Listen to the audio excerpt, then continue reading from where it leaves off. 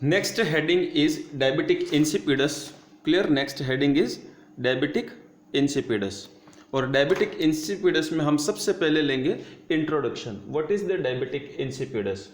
और इंट्रोडक्शन को समझने के पहले हम कुछ डिस्कशन करेंगे कि डायबिटिक इंसिपिडस क्या है, कंडीशन क्या है, एबनॉर्मल कंडीशन क्या है। सपोज करो ये पिट्यूटरी ग्लैंड है, ठीक है, ये क्या है, पिट्यूटरी ग्लैंड है।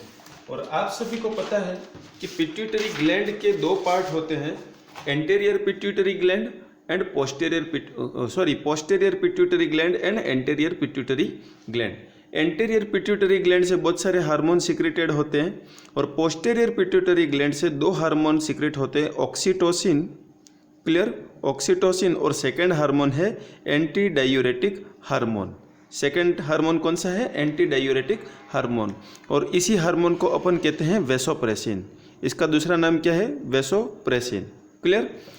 अब हम देखेंगे कि क्या एबनॉर्मलिटीज ऐसी आती है कि डायबिटिक इंसिपिडस हो जाता है। सपोज करो ये हाइपोथैलेमस है, ये पिट्यूटरी ग्लैंड इसके नीचे सेफ है। क्लियर। अब यहाँ पे मैं यदि लिखूँ हाइपोथैलेमस, ठीक है, हाइपोथैलेमस मस, और दूसरा यहाँ पे पोस्टेरियर पिट्यूटरी ग्लैंड। क्लियर। अब क्या होता है, मैं कुछ रीजन लिखूंगा, ठीक है, जैसे कि ट्यूमर हो गया, इन्फेक्शन हो गया, ट्यूमर होना, इन्फेक्शन होना, सर्जिकल रिमूवल, थ्रोम्बोसिस,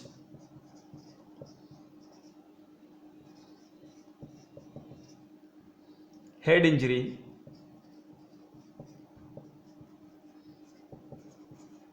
ये मैं सब क्या लिख रहा हूं, ये कुछ ऐसे कारण हैं, ठीक है। ये सारे कारण क्या कर सकते हैं, या तो पिट्यूटरी ग्लैंड के सराउंडिंग अफेक्ट कर सकते हैं या हाइपोथैलेमस को अफेक्ट कर सकते हैं। जैसे कि ब्रेन ट्यूमर हो गया या पिट्यूटरी ट्यूमर हो गया, इन्फेक्शन हो गया, ठीक है, पिट्यूटरी ग्लैंड के सराउंडिंग इन्फेक्शन हो गया, या कोई सर्जरी करी थी और उस कारण से पहले कभी हाइपर पिट्यूटरिज्म हुआ और हाइपर पिट्यूटरिज्म को कम करने के लिए पिट्यूटरी ग्लैंड को रिमूव किया है ना, तो उसको सर्जरी, उस तरह की सर्जरी करी गई है।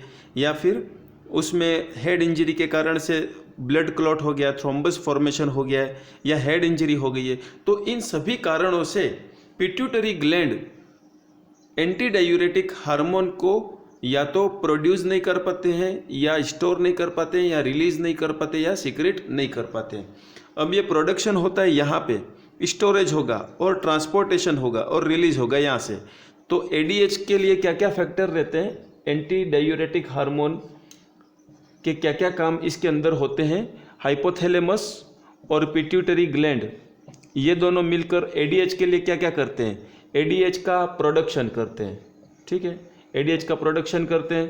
प्रोडक्शन करने के बाद स्टोरेज रखेंगे, उसका स्टोर करके रखेंगे, फिर उसको ट्रांसपोर्ट करेंगे, ऊपर से नीचे ट्रांसपोर्ट होगा, ठीक है, और लास्ट में यही हार्मोन क्या हो जाएगा, रिलीज हो जाएगा, सीक्रेट हो जाएगा।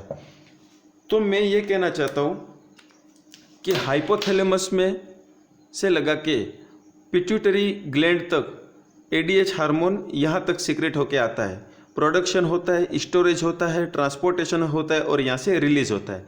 ये फंक्शन इनके रहते हैं। लेकिन इन कारणों से ये चार फंक्शन में कोई भी प्रॉब्लम आ सकती है, या तो प्रोडक्शन नहीं होगा, या फिर स्टोरेज नहीं हो पाएगा, या फिर ट्रांसपोर्ट नहीं हो पाएगा, या फिर रिलीज नहीं हो पाएगा। तो ये रिलीज नहीं हो पाएगा तो इससे इफेक्ट क्या आएगा, एंटी डायूरेटिक हार्मोन जो है वो क्या हो जाएगा, कम हो जाएगा, एंटी डायूरेटिक हार्मोन डेफिशिएंसी हो जाएगी। क्लियर। अब एंटी डायूरेटिक हार्मोन यदि डेफिशिएट हो जाता है तो क्या हो पाएगा, क्या रीजन आएगा, क्या इफेक्ट आएगा, ये हम नेक्स्ट स्लाइड में देखेंगे। तो अभी तक मैं आपको ये बताना चाह रहा हूँ कि बेसिक कॉज कहाँ से है। प्रोडक्शन जहाँ होता है, स्टोरेज जहाँ होता है, ट्रांसपोर्टेशन जहाँ होता है और रिलीज जहाँ होता है, इन प्रोसेस को अफेक्ट करने वाले कारण क्या है, tumour, infection, surgical removal, thrombosis या हेड इंजरी। यहाँ पे ट्यूमर बन जाना, या फिर ब्रेन इन्फेक्शन हो जाना, या सर्जिकली ये रिमूव हो गया है तो वो रिलीज नहीं कर पाएगा, या क्लॉट फॉर्मेशन हो गया है, थ्रोम्बोसिस हो गया, आसपास क्लॉट फॉर्मेशन हो गया है, ब्रेन के अंदर हेमरेज हो गया है, या फिर उनकी जो आर्टरीज हैं उनके अंदर थ्रोम्बोसिस हो गया है, या हेड इंजरी हो गई है। ये सब इटियोलॉजी है, कॉजेज हैं, ठीक है। तो अभी हम कंडीशन को समझने के लिए बस इतना हमें पता होना चाहिए कि एंटी डाययूरेटिक हार्मोन हाइपोथैलेमस और पिट्यूटरी दोनों पे डिपेंड करता है। इनकी यदि फंक्शनिंग सही है तो ये प्रोड्यूस भी हो सकता है, स्टोर भी हो जाएगा, ट्रांसपोर्ट भी हो जाएगा और रिलीज भी हो जाएगा। और यदि ऐसा किसी कारण, इन कारणवश यदि नहीं होता है तो एंटी डाययूरेटिक हार्मोन की क्या हो जाएगी, कमी हो जाएगी, ठीक है। कमी हो गई। अब कमी हो गई तो कमी होने से क्या क्या प्रॉब्लम बॉडी में आती है। तो पहली बात तो ये कि एंटी डाययूरेटिक काम क्या करता है। तो सपोज करो ये नेफ्रॉन है, ठीक है, और ये नेफ्रॉन से ये यूरिन फॉर्मेशन बन के जा रहा है। अब आप सभी को पता है कि ये आर्टरी है और आर्टरी से ये ग्लोमेरुलर कैप्सूल है और यहाँ से यूरिन फिल्टर होके और ये एक्स्ट्रा यूरिन कहाँ जाता है, यूरेटर में जाके फिर यूरेटर में जाके एक्सपेल आउट हो जाएगा। लेकिन जो यूरिन बनता है उस यूरिन में से यदि एक्स्ट्रा वाटर हो तो वो एक्स्ट्रा वाटर क्या होता है, यहाँ पे रीएब्जॉर्ब होता है। इसको अपन क्या कहते हैं, रीएब्जॉर्प्शन ऑफ वाटर। इसको हम क्या कहेंगे, रीएब्जॉर्प्शन ऑफ वाटर। मीन्स जितना यूरिन या फिल्टर होके आगे बढ़ता है पूरा यूरिन एक्सपेल आउट नहीं होता है, उसमें से कुछ वाटर क्या हो जाता है, रीएब्जॉर्ब हो जाता है। और ये रीएब्जॉर्ब करवाने का जो काम है, रीएब्जॉर्प्शन ऑफ वाटर जो है, ये कौन करता है, एंटी डाययूरेटिक हार्मोन करता है। कौन करता है, एंटी डाययूरेटिक हार्मोन। क्लियर। अब एक दो टर्मिनोलॉजी में और बताऊंगा। डायूरेसिस का मतलब तो ये है, ठीक है, यहां पे लिख लेता हूं, डायूरेसिस। डायूरेसिस का मतलब यह है कि कितना अमाउंट यहाँ से फिल्टर होके और बॉडी के बाहर एक्सपेल आउट हो रहा है। मतलब कि यूरिन फॉर्मेशन कितना हो रहा है, क्या हो रहा है, यूरिन फॉर्मेशन कितना हो रहा है, यूरिन फॉर्मेशन कितना हो रहा है। और एंटी डायूरेटिक का मतलब यह है कि जो यूरिन फॉर्मेशन हो रहा है उसमें से एक्सेसिव वाटर को वापस रीअब्जॉर्ब कर लेना। और एक्सेसिव वाटर जब वापस रीअब्जॉर्ब हो जाएगा तो यूरिन फॉर्मेशन तो कम होगा, डायूरेसिस तो कम होगा। इसलिए डायूरेसिस को कम करने वाला हार्मोन कौन सा कहलाता है, एंटी डायूरेटिक हार्मोन।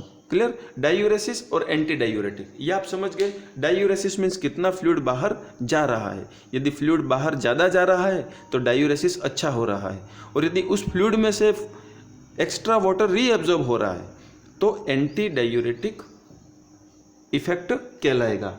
और ये एंटी डायूरेटिक इफेक्ट कौन करता है, ADH.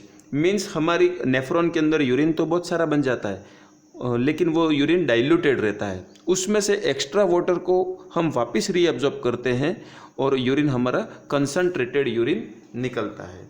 Means anti diuretic hormone क्या कर रहा है, पहला तो ये कर रहा है कि वाटर रीअब्जॉर्प्शन कर रहा है, वाटर रीअब्जॉर्प्शन कर रहा है। दूसरा क्या कर रहा है, यूरिन को कंसंट्रेट कर रहा है, यूरिन को क्या कर रहा है, कंसंट्रेट। तो वाटर के रेगुलेशन और यूरिन के कंसंट्रेशन दोनों के लिए रिस्पॉन्सिबल कौन है, एंटी डायूरेटिक हार्मोन, जिसका दूसरा नाम क्या है, वेसोप्रेसिन। ठीक है। और यदि इसकी कमी हो जाती है तो डेस्मोप्रेसिन नाम की मेडिसिन भी हम देते हैं, वो हम मेडिकल मैनेजमेंट में पढ़ेंगे। तो अभी तक आपको समझ में आ गया कि एंटी डायूरेटिक हार्मोन की यदि कम हो जाता है तो ये वाटर जो है वो